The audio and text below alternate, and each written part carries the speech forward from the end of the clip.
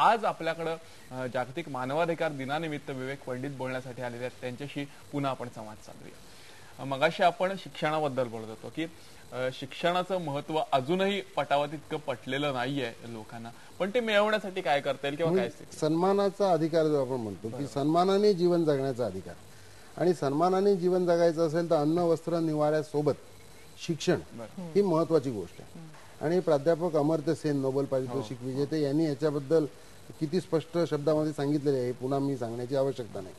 त्यांचं म्हणणं हेही आहे की राजकीय स्वातंत्र्य जर नसेल तर आर्थिक स्वातंत्र्य मिळणार नाही। म्हणजे आर्थिक स्वातंत्र्य घेण्याकरता तुम्हाला राजकीय स्वातंत्र्य हवंय, संघटना स्वातंत्र्य हवंय तुम्हाला। आपण जे शिक्षणाबद्दल म्हणतो, दुर्दैवाने आपल्याला असं मान्य करावं लागेल की भारताच्या राज्यघटनेमध्ये सुरुवातीच्या काळामध्ये प्राथमिक शिक्षणाचा अधिकार हा जो मूलभूत अधिकारामध्ये समावेश व्हायला हवा होता तसा तो झाला नाही, हे आपलं दुर्दैव आहे। तो मार्गदर्शक तत्वामध्ये घातला गेला, पण मार्गदर्शक तत्वाला कालमर्यादा होती की 10 वर्षाच्या आत सर्वांना सक्तीचं आणि मोफत शिक्षण दिलं जाईल 14 वर्षाच्या आतल्या मुलांना।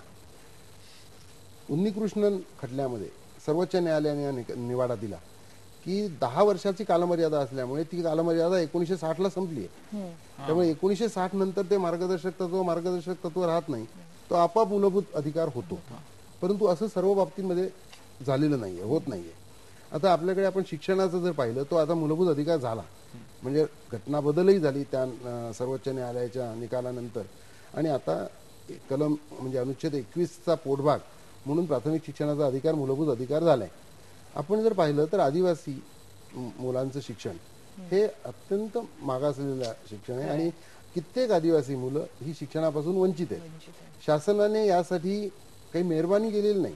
जो अधिकार दिलाय आणि अनुच्छेद 46 जे आहे की जे दुर्बल घटकांचं संरक्षण करणं, सामाजिक आर्थिक शैक्षणिक संवर्धन करणं, ही जी जबाबदारी घटनात्मक जबाबदारी आहे, त्यानुसार आश्रमशाळांची निर्मिती केली।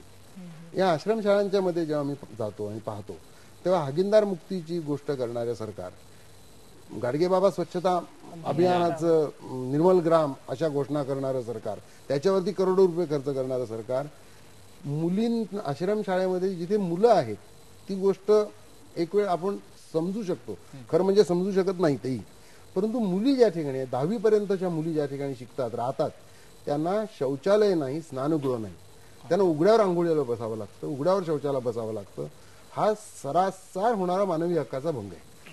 त्यामुळे मला तर असं वाटतं, आपल्या प्रेक्षकांच्या मार्फत मला हे सांगायचं आहे की आपल्या भागामध्ये ज्या ज्या ठिकाणी अशा पद्धतीची प्राथमिक आरोग्य केंद्र आहेत, कारण आरोग्याचा अधिकार हा सन्मानाने जगण्याच्या अधिकाराचा भाग आहे की मला चांगलं आरोग्य आणि चांगली आरोग्य सेवा ही मला मिळाली पाहिजे, मला चांगलं शिक्षण मिळालं पाहिजे, मला चांगलं पिण्याचं पाणी मिळालं पाहिजे, तो माझा अधिकार आहे।